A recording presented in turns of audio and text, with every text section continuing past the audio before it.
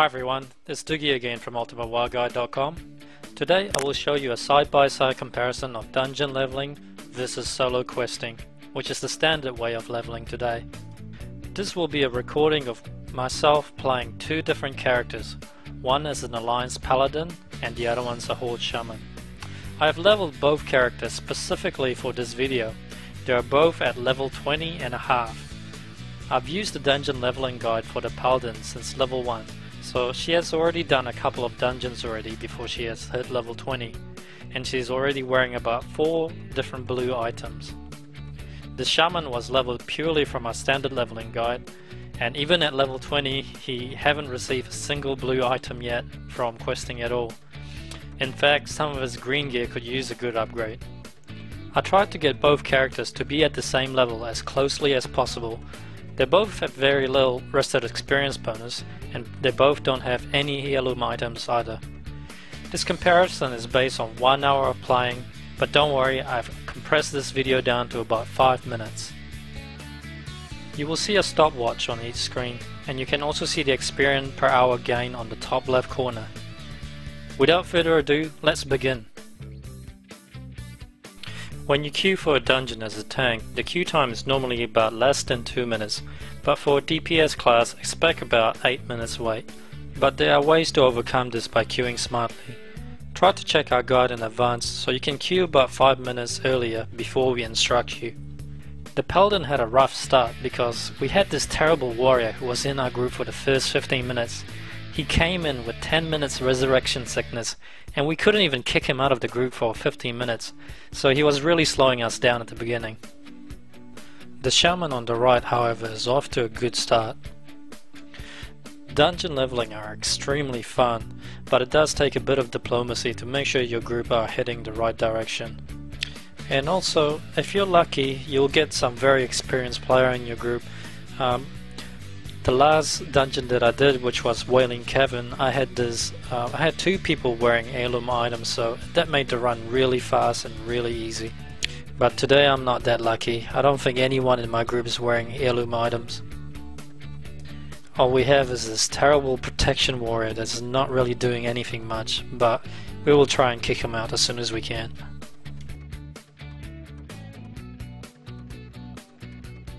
The Shaman on the right appears to be going extremely well because he's already turned in a couple of quests, so his experience gain per hour is about 20,000, while the Paladin experience gain per hour just from grinding in the dungeon is only about 10,000. This will all change as soon as he turns in his first quest, which is inside the dungeon. You can see right now with the experience per hour meter that the Paladin is only earning about 10,000 experience per hour, while the Shaman is earning over 20,000 experience per hour, so that's over double. But the Paladin is about to turn in a quest now, and his experience immediately boosted to about 17,000 experience per hour. So as you can see, the quest really made a big difference. I think this really proves that just queuing random dungeons one after the other just for leveling without any quests is really inefficient, because you can level up twice as fast by solo questing. If you're new to World of Warcraft and also new to dungeons, I have to warn you that tanking is probably the toughest role that you can do in the game. But if you're willing to learn and practice, then it's also the most fun role in the game. And the best time to learn is at early level. As a tank, you are responsible for making sure that all the mobs, all the monsters are targeting you and not any of your teammates, no matter how many there are. You need to familiarize yourself with high threat abilities, such as taunting. As a healer, it's pretty simple. Just keep everyone alive and make sure you dispel anything that you can dispel. And as a damage dealer, you need to be able to kill things as fast as you can. The damage dealer actually controls the pace of the run quite a lot as well, because if you're not dealing enough damage or killing stuff quickly enough, then the run is going to go extremely slow. Most damage dealers are also responsible for crowd control, such as a mage can polymorph, or a rogue you should sap a NPC before the pull, and warlock can also fear or banish a demon, and as a hunter you can set your traps as well. You may have noticed earlier that I did die twice with the Shaman. Luckily the graveyard spawn wasn't that far away, so I was able to spawn almost immediately. I was trying to kill a level 22 elite rare monster and I thought I might be able to solo him, but I failed twice, so I gave up after the second time. Unfortunately, I've wasted about 7 minutes, so that would have affected my experience gain per hour. I thought about redoing the entire video again without dying, but I guess dying is it's part of World of Warcraft. When you solo questing, you will die. I mean, the paladin died as well in the dungeon, and also he had a bad group right at the beginning, so it kind of evens out. If you're curious about the bar that I use to show the experience gain per hour, it's called Titan Panel. It's very useful. You can find it on Curse or WoW interface. You can also see my experience bar on each character portrait, just below the mana bar. You can see that the shaman is slightly ahead of the paladin. The shaman have about 3 or 4 quests to turn in, so things are not looking good for the paladin.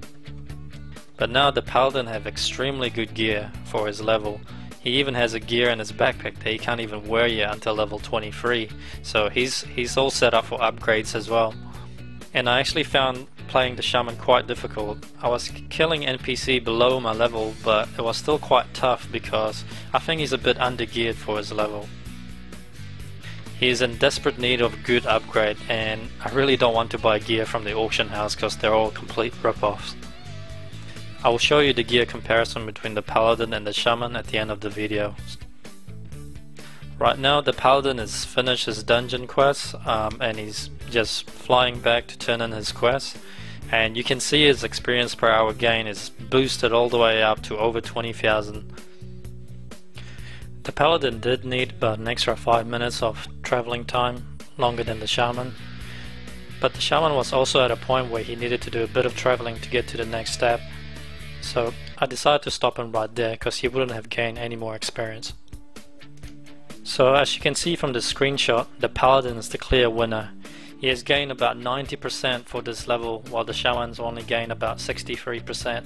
The bulk of the experience for the paladin came at the end when she turned in all the quests once the dungeon is finished. I know a lot of people think that queuing random dungeon is an easy way to level, but from my test it shows that just dungeon grinding on its own is the slowest way of leveling, and my paladin was actually a bit too low level for the dungeon that she ran. Most of the monsters were actually about 2 or 3 levels above her, so they were either yellow or orange. So she should have been getting probably the maximum amount of experience that she can from dungeon grinding without the help of any high level players. So if anyone ever tell you that grinding is faster than questing, that's absolute rubbish. Solo questing, surprisingly, is still very good. It's very friendly to new players who are just getting into the game. Dungeon questing is the clear winner. With questing, the experience was increased by 160% than doing dungeon on its own without any quests at all. There's one more thing I'd like to show you, which is the gear comparison between the dungeon leveler and the solo leveler. The paladin on the left is the dungeon leveler. Just check out her gear. She's absolutely decked with the best gear for her level. She has about 6 blue items. If I were to use her for PvP or solo leveling, she will easily dominate. The poor shaman on the right still haven't received any blue items yet from questing, but he's still able to solo quest without much problem. Dungeon leveling will require more gameplay experience. It really doesn't take long at all for you to learn, and the best time to learn is at lower levels. Because if you hit level 80 without playing any dungeons at all, it's going to be very confusing and difficult for you to get into. So the secret obviously is our new dungeon leveling guide. There's a lot of evidence for you to know now that you need this guide. I don't have any doubts at all that this guide is going to increase your leveling by at least 100%. There's no other guides out there that has as much feature as our guide. Make sure you subscribe to our newsletter for our specials announcement, and download our level 1 to 40 guide so you can test it right now. Alright, this is Doogie, and I'll see you in the next video. Take care.